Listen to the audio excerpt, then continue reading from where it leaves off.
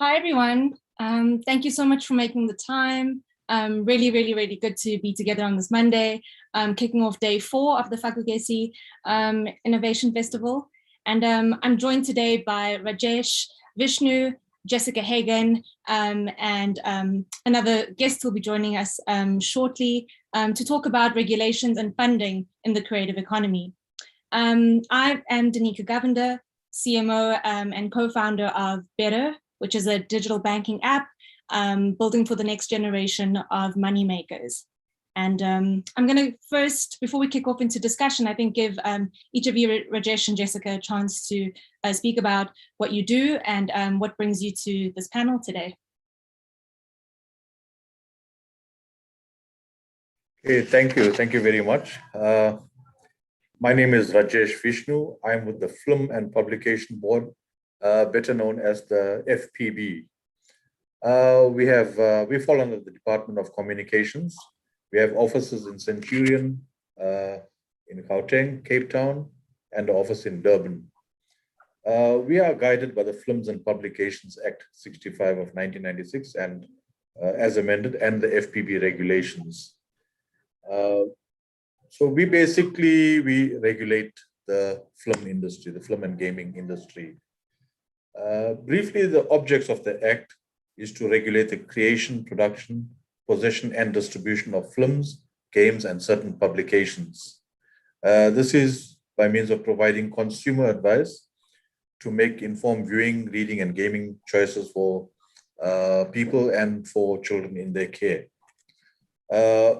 We also protect the children from exposure to disturbing and harmful material and premature exposure to adult experiences. And most importantly as well, to make the use of children and the exposure of children to pornography punishable. So we cover the child pornography aspect as well. By distribution, we also include streaming of content through the internet or social media or through any other electronic medium. That also includes on the physical side where you hire, sell, offer, or keep material for hire or sale. So that all includes distribution of product. Under the legislation, briefly, the most relevant section is section 24 that covers, well, there's a whole lot of legislation, but the most important one is section 24. And there's two aspects that I'll touch on. One is registration of distributors. So a distributor must be registered with the Film and Publication Board and annually renew their licenses as well. So, and then the second part is the display of the Film and Publication Board rating. By law, anything that is distributed on any platform has to have the age restrictions for the consumer to make a decision as to whether they want to watch that or not. Activities in the Film and Publication Board, well, there's various amounts of activities that takes place. We have outreach activities, compliance inspections, we have classification that takes place, workshops, training, things like that takes place. We also receive a lot of queries from distributors and from the public, and that way we provide the necessary advice for them to make their correct decisions in respect of that. Compliance inspections take place on physical and online platforms. We play an advisory role first when checking compliance, and this process can also lead to opening up of cases with SAPS, and in the near future with the amendments to the Act will include referrals to the Film and Publication Board Enforcement Committee. I know this may sound scary, but ultimately we're here to assist the people first in respect of it. So don't feel that we are a regulator and we got the back turned against the industry. We are here to assist first. As content creators, it's very important to follow the Film and Publication Board classification guidelines, which is available on the website. Uh, it is there to assist creators on the intensity of using the different classifiable elements. This can guide one, in respect of the age rating, when they produce content as to what they're going to target and what audience they're going to target. Yeah. Much more information. Yes, sorry. Sorry, could I pause you there quickly before we get Yes. into the hows of the FPB, and just to give Jessica a chance to introduce Okay. what she's up to. But thank you so much. Really, really. No problem. You're welcome. Thanks. Thank you. All right, thank you. Thank you for having me. So my name is Jessica Hagan. I'm based in Accra, Ghana, and I'm program lead for arts and culture for Africa No Filter. Africa No Filter is a donor collaborative, and we are largely grant makers, but also we put on programs and support creatives on the continent, storytellers on the continent who are pushing positive and contemporary narratives about Africa. So I specifically lead in arts and culture, which largely includes funding creative individuals and organizations who are telling those stories through different mediums and different art forms, including filmmakers. We have several partnerships and collaborations with different organizations on the continent and around the continent. We recently announced our partnership with Facebook to support XR creators on the continent, done in collaboration with Electric Self and Emisi 3D. And so, yeah, just to keep it brief before we get into conversation, thank you so much for having me, and I look forward to this conversation as well. Yeah, great. Thank you so much, Jessica. It's really great to meet you. Rajesh, really great to meet you too. And I'm equally looking forward to getting stuck into it. I think it's really interesting that, we've got two representatives from two sort of very kind of related but very different sectors of the sort of film ecosystem and the creative ecosystem. From what I understand, Jessica, Africa No Filter is not, are you linked to the government of Ghana at all? Or No. So we're actually, no, so the team's based around the continent. So we actually work remotely and digitally. So we are in Ghana, Nigeria, South Africa, Kenya, and Uganda in terms of where the team actually sits, and then we work across the continent. So we are a non-governmental organization. We don't work, well, we partner with different governments on the continent, but we're not run by the government. Okay. And Rajesh, same question, how does the FPB link to our government? Okay, we fall under the Department of Communications, so we are government funded, yes. Okay. Great. So I think just maybe before we get stuck into it, let's unpack some ground understandings of, what is it, the big topic of this chat was, regulations and funding for creators, and how do creators access the information, the know-how, how are they upskilled and equipped to comply better with requirements in order to move themselves along on their creative careers with greater ease. And also, I guess, identifying where the gaps are on the sector side of where we need to be building better support structures for creators. So before diving into that, could I ask each of you to maybe give us your definitions of, or your understanding of regulations when it comes to, the creative economy? Sure. I think, but definitionally, I think it's important. I think Rajesh and I are going to have very, very different answers. Regulations are the most unenjoyable part of the work that I do. And I'm really privileged actually to work for Africa No Filter. Just to say, which I missed in the introduction, we are funded by, we have 7 funders: Hilton Foundation, Bloomberg, Comic Relief, Ford Foundation, Luminate. Oh, sorry, I always do this, but we're funded by a bunch of really, really massive, great foundations and organizations, but essentially they have given us this funding to say, you are on the continent and you know how best to fund creators on the continent. I think collectively as a team, we've realized that putting too many regulations in place prevents us from being able to fund those on the ground individuals and organizations to do the work that they need to do. Often we find that the regulations prevent us from meeting those people on the ground. And it means we're always giving funding to the same large organizations who have learnt the lingo and know how to find the loopholes and work around it. So regulation for us, we try to keep things as minimal as possible in terms of our funding. There are things that are naturally required in terms of processing payments. Sorry, I don't know what happened. I just froze there. There are things that are naturally required from us as an organization in terms of processing payments and receiving funding. And that's just to ensure that actually the money we give is used appropriately and used for the projects in which we are supporting. But we try our hardest to do our due diligence beforehand in order to prevent us from having to be too regulatory in our kind of grant making and our grant managing. And Rajesh, I know that's very, very different to the work that you do. But yeah, it's largely because we really, really do want to support those on the ground individuals and organizations that haven't necessarily learnt the lingo of getting funding from outside or from, you know, larger organizations.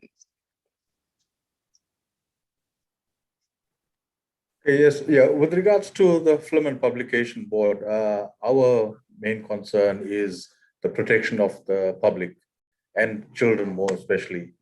We must ensure that, you know, whatever content that's out there must not get into the wrong hands or the inappropriate content to kids.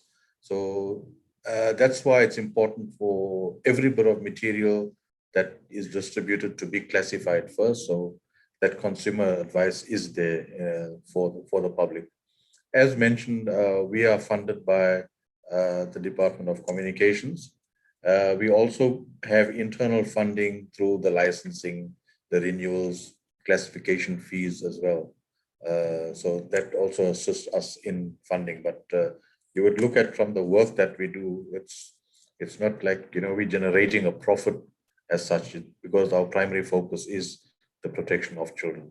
But we do work together with stakeholders, filmmakers, content creators, to assist them wherever possible to make sure that you know, that they're not on the wrong side of the law. They're basically compliant and doing the right thing for the public. So that's how we also try to generate and promote the industry as well.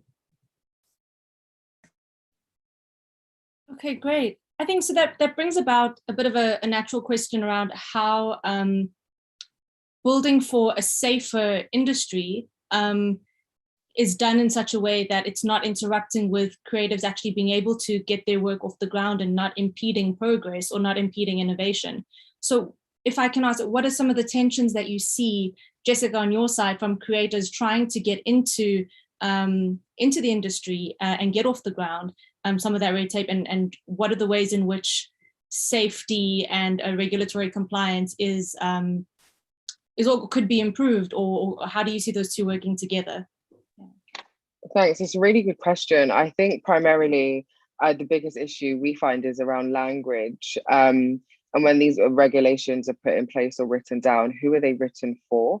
You know, we find that people, especially creatives, tend to find the language complex, not in the circumstance or the case of intellect. It's not a question of intellect, but it's a question of what does this mean and how does this affect my creative output? And so what you find is a lot of creatives find this legislation intimidating, and as a result, we find people are less creative in terms of the things that they want to do. So I definitely find, in terms of funding applications, people regularly wanting to put out documentaries. And if you look across the world, you know, when it comes to film funding, documentaries seem to be really, really popular on the continent. And so I did some kind of personal research into why, you know, most of the film applications that come through are documentaries. And I think a lot of it is to do with the fear of being creative or too creative, to the point of having to, you know, change your work because of legislations or kind of regulations that are in place, especially when we look at work that explores the LGBTQI communities, work that explores domestic violence against women, there are really, really thin lines which can stifle creativity, especially when people are telling true and honest stories. And we are all about storytelling. And so for us, the first point is, what is the story that you want to tell? Then the second question is, what narrative does this story tell, or what narrative does this story give off about the continent? And is that a harmful narrative to the continent? Does that harm how people see Africa or Africans or your characters, and what are the consequences of that? But we start with the story before anything. And I understand that, Rajesh, on your side, you would start with who you're protecting and then work in that direction. I think it's the responsibility of funders like Africa No Filter and boards and organizations similar to Rajesh's to find a middle ground. We should never compromise on the protection of children, the protection of women or individuals. That's never something that should be up for debate. It should always be a priority. But what language are we putting out there that is actually causing more harm than good, because it's stifling creatives and preventing them from being able to answer questions or explore questions that they have around these matters? Love that. Rajesh, yeah, over to you. Yes. Okay. You see, with the content creators that submit material through to the Film and Publication Board, they are rated according to what the content and how the content is created.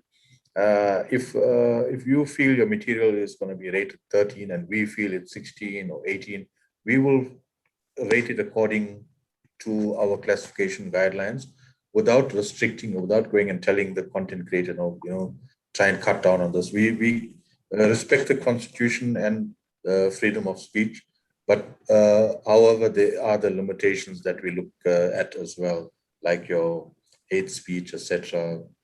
So whatever content is made, we rate it according and provide that rating for it. There is an appeal process where the distributor, if they feel that the content is rated too high, then it gets looked into through the appeal process. And on the other hand as well, we get complaints from the public to say, we have rated this too low. So it works both sides there as well. So, but generally, we hardly get any sort of appeals and things like that. With our classification guideline, I think, it's if once one gets familiar with that, they'll find that, it's quite user friendly as well. And, there's consistency in that as well. This topic of language is actually, I think it's quite an important one to unpack and to get a bit deeper into, and how we are, how various boards are and organizations like Africa No Filter are evolving with now, we can sort of segue into this wild, wild west that is social media and content creation on social media platforms with, its entire, own system, really. It's almost an entire world of its own in terms of governance and moderation and compliance. And how are you each in your organizations thinking and evolving into supporting creators who are predominantly creating on social media nowadays? I think it's been really easy for us because we are a remote team. We work digitally. Our team, I think maybe two of us have met in person so far. We have funded ideas purely from online applications. And so we were really born online, which put us at a massive advantage. Going back to language, I think one thing that we noticed when we were putting out applications is this kind of typical standard format of answering questions and having to write 500 words, 20 different questions in order to access an application doesn't work in the social media age. And so what we started to do, for example, with our grant applications, and I'm just giving this as an example of how we've learned to adapt, is now we have kind of audio functions where you can upload an audio and that be your application, or video functions where instead of writing a 300-word paragraph about your biography, you can record a short video which tells us about the things that you do. So we're really trying to blend as much as possible with the social media age that we're in, while still getting the quality content and answers that we need. And of course, everything is a learning curve, and everything is an opportunity to learn. So if anyone who's watching this has any suggestions, then please do send me an email as well. Amazing. Rajesh, is FPB, do you run any of your education through social media, or has the appeals or the guidelines, like the format, changed at all? Or is it still quite reader heavy? It is very user friendly. Everything is, we are focusing on the online space as well.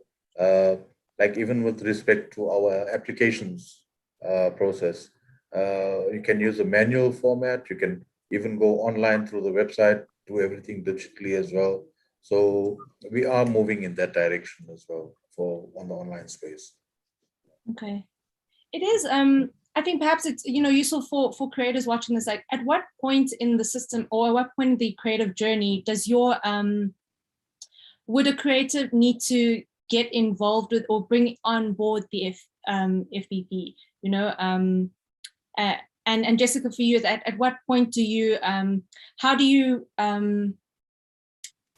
you advise, creators and work with creators to get their ducks in a row before getting too far into the creative process, and then potentially having to, spend more money or resources that they may not have to change course? Yeah. So I think one thing we do is, alongside grant making and funding, we offer various masterclasses to creatives.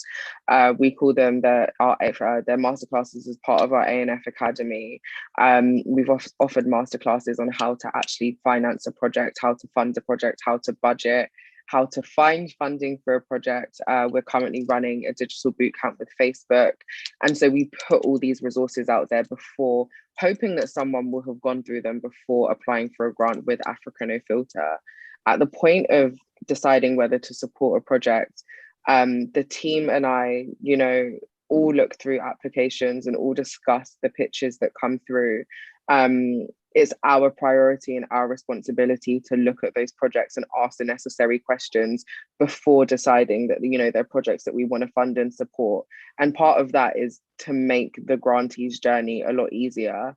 At the point of funding, we know with all projects, there's something always changes, but we kind of expect ourselves to be the eyes in order to kind of like manage and guide our grantees appropriately. I think there are normal natural due diligence processes that come with giving out money. For example, if you're an organization, being registered, having a bank account, being audited.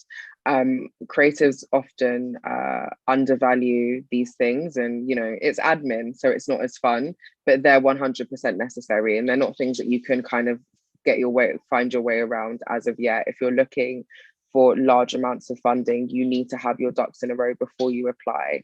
There's nothing worse than going through the application process, going through the interview process, receiving your acceptance letter, only to realize that actually you don't have the necessary documents to be paid, and then having to start again. People lose their grants because of these types of things. People, after all the hard work they've put in, after all the excitement. So I would say anytime you see an opportunity, ask the necessary questions. Once I put in my application, what is required of me, to make sure you have those things beforehand. And then I'd say visit the Africa No Filter website. Our webinars are on there. We have an ethical story handbook on there. There are so many resources on there, which can kind of give you an insight into the mind of funders and the things that they look for and need before supporting you. Right. And Rajesh, on your side, at what point, would a creative have to involve you in their journey? Okay, with the creators, registration would not be required immediately there, but they need to keep the classification guidelines in mind, because they are going to ultimately submit that material through to the FPB for classification. But we get involved directly more when it comes to the distribution part of it. So they will require the distributor need to be registered with us to be licensed, and obviously the material being classified. So with the creators, it's just a matter of focusing on the classification guidelines and make sure that whatever audience they are targeting, they tend to meet that end result as well. Okay, great. So while we have you both on the call then, I'm curious to know high level, like what are those ducks that should be in a row, before you're even thinking about applying for a grant? So firstly, evidence, proof of your work, proof that actually you do exist and you have a community of people, proof that you are an artist, proof that, even if you're putting on a new event, what are previous events that you've done? Have you ever taken a project from ideation through to actual execution? All of those things that build your profile and allow us to have a better understanding of the work that you do. The disadvantage of being online and us working online means we're rarely physically there to see the work that you do. And so you're really going to have to show us and demonstrate it through videos, through portfolios, through Instagram, through Twitter, through Facebook. That's all the fun stuff. Then, if you are applying for a grant as an organization, have you registered your company? If you've registered your company, do you have a bank account in the same name as as the name that your company or your organization is registered in? Do you have audited financial statements? Have you received a grant before? If you have received a grant before, do you have proof of how you've spent this grant well?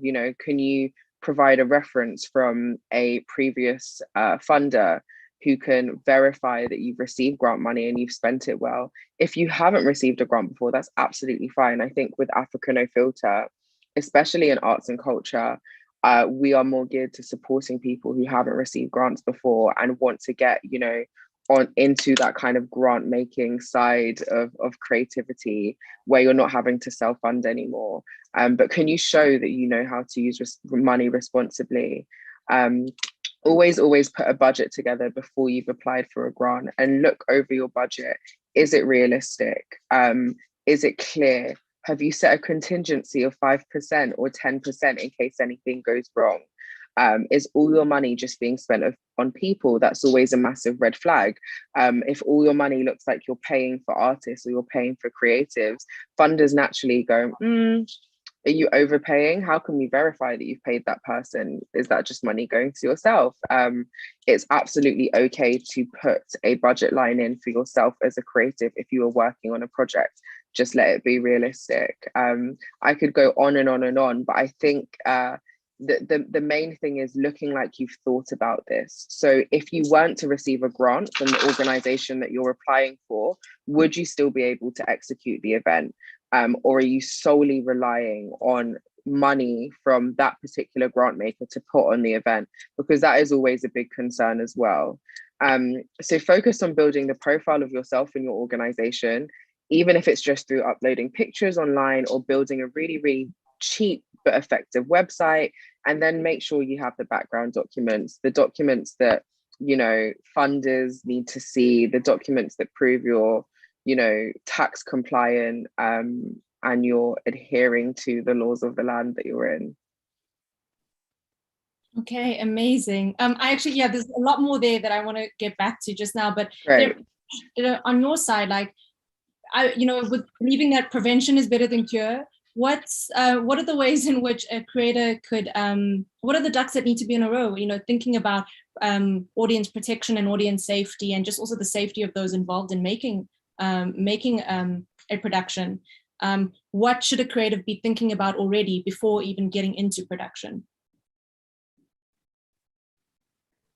On the side of the Film and Publication Board, I would feel that you must be registered with the CIPC, that's for South African content creators. Also be tax compliant or register, if you're starting off, register as a taxpayer, because that will be required when you are doing your registration. And once you've done your registration, you'll need to submit your content for classification. So you would not be able to submit for classification if you're not registered as a distributor. So it's important to register the business. And also, if you're getting a grant, as Jessica is alluding to, the content creators must make accommodation for the classification fees and the registration fees as well on the side of the Film and Publication Board. Yeah. Okay. Do we have any rough ideas of like how much that would cost, you know, the year 2021, 22 going forward? What do those budget amounts look like roughly? Rajesh, on your side. Yeah, for local content, I would say a full-length local production and including the registration, it'll be under 2,000 Rand. Okay. So it's quite minimum. If I don't even want to go into the work that is done in the classification costs and things like that, you'll see it's much more. So it'll be under 2,000 Rand. That's the figure that we're looking at currently. All right. So yeah, and so I want to actually go into that the money side of this chat, you know, you both spoke about the importance of putting together a sensible budget. You both mentioned tax, very, very big topics, especially with the creative industry. So Jessica, on your side, just going back to those ducks in a row, and when it comes to budgeting, what are some of the key areas that, apart from perhaps a tendency to over budget for people and not you know, other important elements, what are some of those other important elements that creators really need to understand are cost centers when it comes to creative productions that you see are persistently sort of missed out? I think when Rajesh was talking, I was thinking about how many film applications we've received, but actually how many few people have put in their budgets, you know, things like getting their film certified. You know, it's easy to think about the exciting parts like production, you know, location scouting and getting all the equipment that you need and hiring a runner.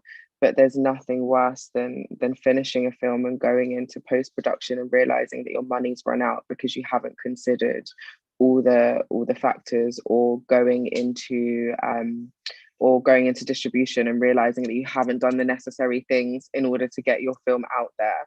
So I think for what I would advise is for every stage, create a budget. So don't just do one budget, create a budget for R&D, create a budget for production, create a budget for distribution, create a budget for absolutely everything, split it into departments. So things that will be done on the day, costings on the day, costings that will be done afterwards, costings that need to be done beforehand. Be as meticulous and precise as you can be. It's better to be over detailed than to be under detailed, because when you, like for me, when I see a budget breakdown which is really, really vague, my first thought is that it's not legitimate, or it's a you know, they're not really going to spend the money on what they say. So it's much better to be extremely detailed than it is to be under detailed. I find people also tend to round up figures. So you'll find that instead of putting $12,000, you might put $14,000. If you're going to do that, explain that it could be due to exchange rate, and that's why you've rounded it up by whatever you have. Have a justification for everything, because people are going to ask, you know, we want to know exactly what money is being spent on. And always have a contingency. You will not be penalized for having a contingency, because like I said, projects are always, you know, always go in a different direction. It's smart to have a contingency. It tells us that you've thought ahead, and that you're being realistic. And then lastly, I will say, look at what the funder is offering. If you see that the funder is offering between 10,000 to 100,000, don't apply for 100,000 just because it's the most that you can get. It's very clear when someone's stretching their budget. So be honest and have integrity in your application form. And yeah, like I said, I could go on about this all day. I see thousands of applications every few months or so, but those are a few of the things I think are really important. Thank you so much. Very, very key things. There's so now just to link it to tax, right? Yeah, you mentioned you know, being tax compliant, and to what extent, in the last couple of weeks, we've seen a lot of South African creators come under fire for not paying tax, and are facing like legal implications now, for not really being on top of their taxes. And it's a mistake many creatives fall into. To be honest, most young people fall into it well into adults. We're not educated on tax, even less so as a working creative, learning what is a taxable expense and what isn't. How much do either of you actually work with SARS, if at all? And is there a need for more integration, like with SARS itself, to be more active within the creative industries, especially as it's growing so much? Absolutely. Sorry, Rajesh, I'll let you answer first. I've been talking for a while, so please do. Okay, no, sorry about that. Yes, I would think with regards to the being tax compliant, I think it would be more for the funders to make sure that you funding somebody that is tax compliant, because with the tax issues you can land yourself behind bars as well. So you don't want somebody that's while busy with a project and then finding themselves on the other end of the law as well. So, but from our side, we do ensure that a person that applies is tax compliant and registered with the CIPC as well. So, but I think more for the funders, they're important for tax compliance. Yeah, I completely agree. I mean, like I said, as a funder, there are things that need to be shown, documents that need to be uploaded before you'd be approved or even given a contract, and your grant is sent to you, including like your audited financial statements. And there are so many other things that are needed as well. It's also a little bit difficult for us because, like I said, we fund creatives all over the continent. I think we funded about 26 countries on the continent so far, and every single country has different laws, and every single country has kind of different tax expectations. What I would always say is, as a creative, it's always worth getting an accountant. It's always worth, and I know it feels like it's something that you can't afford, but it's always worth putting money to one side to avoid getting further down in your creative career and someone pulling you up and saying, why haven't you done XYZ?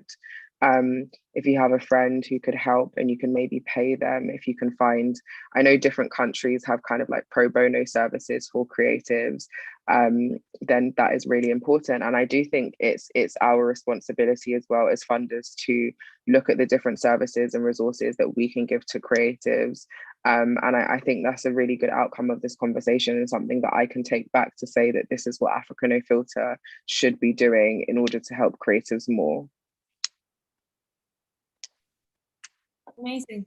Yeah, it does speak to, because in everything that you've both have spoken to now, the importance of having all these ducks in a row, there really is, and especially if you're working, I mean, like Africa No Filter across the continent, I'm imagining there isn't really that much capacity to do a lot of in-country capacity building for every creator, given the differentiation of laws and policies.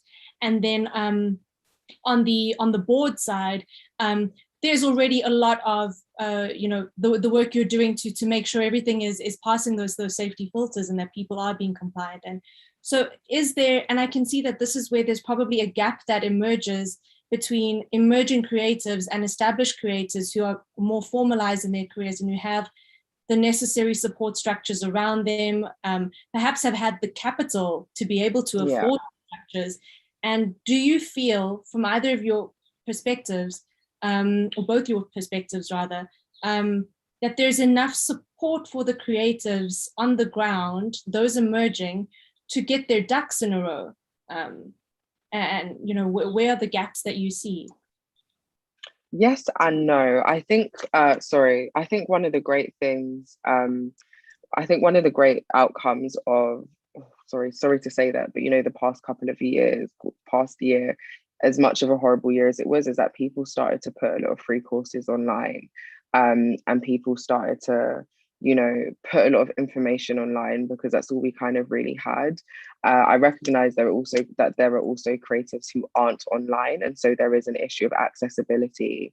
One thing I think we recognize at ANF is in order to reach the on-the-ground artists and in order to support them, we have to change our methods a bit. And that's when we launched our Kekere grant, which are grants of like $500 to $2,000. And they're paid through Western Union, and they're specifically for on-the-ground artists who maybe don't have the connections or the portfolio or the setup. So they're specifically for individuals. And then I think with a lot of our organizational grants, which are for organizations that have been running for more years, we look at their kind of relationship with the community. What capacity building kind of programs or workshops do they offer? How connected are they with their community, so that we're not just kind of funding an organization, like I said, that knows the lingo and knows how to kind of create these potentially elitist and ring-fenced events. So it's our responsibility, once again, to do that necessary due diligence and to make sure that we understand the creatives on the ground and then cater to them, whether that be through funding organizations or through our smaller grants, which require less kind of rules and regulations. Yeah, from the side of the Film and Publication Board, I think one of the main ways in which we support content creators, and especially content creators, not only in South Africa, but the rest of Africa as well, is that the rate for classification is very discounted. It's at a reasonably cheap rate. And I don't want to make any other comparisons, but I just want to say that for African content, it's at a very reasonable rate. And then the other way that we also support content creators is through workshops and training sessions. If you require or request a workshop from the Film and Publication Board, it's basically guaranteed that it's not going to cost you anything. It will be a service that will be rendered by the Film and Publication Board to assist content creators, whether it's classification guidelines or any item that they require training on. So that's one of the things that the Film and Publication Board offers as well. Sorry, I was on mute. So yeah, I think the message is sort of, there are resources out there, so creatives to look for them, be proactive about it. There's also, so just in the last couple of minutes, with Rajesh, Jessica, thank you so much for this. I think this was a really rich chat, just to understand the landscape more and understand what those big areas are that creatives need to be focusing on. To touch quickly on just the opportunity side of things. So what would you say are the places creative definitely should be looking for funding in, other than Africa No Filter for support, but and where are more unconventional spaces that creatives might be overlooking or underestimating as sources of support, whether it's financial or non-financial. And then the third and last one is just a question from our audience, which is, Jessica, when do the grants for Africa No Filter open next in South Africa? Great. I think so. We've recently closed our funding season about 2 months ago. We will open for grants again next year. I don't have an exact date, unfortunately, but it will be early 2022. So I would say, I know everyone says this, but subscribe to our letter or follow us on our channels and we'll announce it on there. We've done, I think we did three call outs this year, which is a lot. It's a lot. And so, yeah, we will begin again next year. In terms of resources, I think go for all the foundations that you can think of. Go on Google, look at, platforms like Opportunity Desk, and I think there's one called Grant Finder, which kind of pick up the keywords and post them on their websites. But actually look at the corporates as well, especially if you're on the continent. You'd be surprised at how many corporate organizations are giving grants to creatives on the continent. Study the corporates that are trying to establish themselves on the continent as well. A lot of times I've noticed a pattern of those kind of companies, especially in film. There are, the big ones that we know who are trying to move on, who are trying to really establish themselves on the continent, are putting out grant opportunities, especially in film. I think I see more film opportunities than I do anything when it comes to funding in Africa.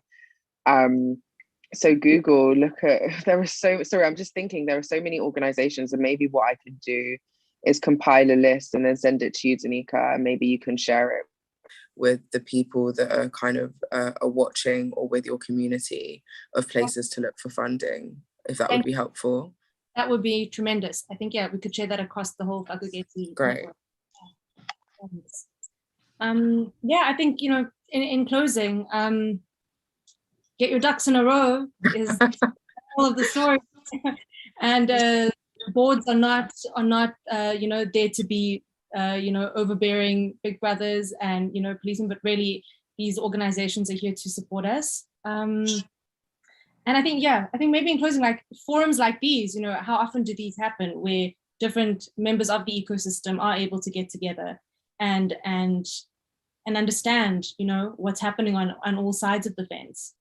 I hope that was useful to you. Yeah, it was, Rajesh. I learned so much. And it's very rare that I'm ever on calls with people like you. I'm often on calls with other grant makers. And I will say also the topic of this conversation is extremely important. And I think this is the first time where I've joined a conversation which prioritizes regulation and compliance for creatives. And so congratulations. And there definitely needs to be more. Definitely. Yeah, no, thanks a lot as well. From the side of the Film and Publication Board, we try to get involved as much as possible with the film festivals, because that's the place where we get most of our content creators and distributors gathered, and we try to be proactive and engage and have workshops very similar to sessions like this. So we try to get involved with outreach as much as possible as well. Yeah, thank you so much for the invite as well. Yeah, thank you both for being here. I think if there's no other questions, any comments, we'll say thank you very much, and have a beautiful week ahead. Safe Thank you.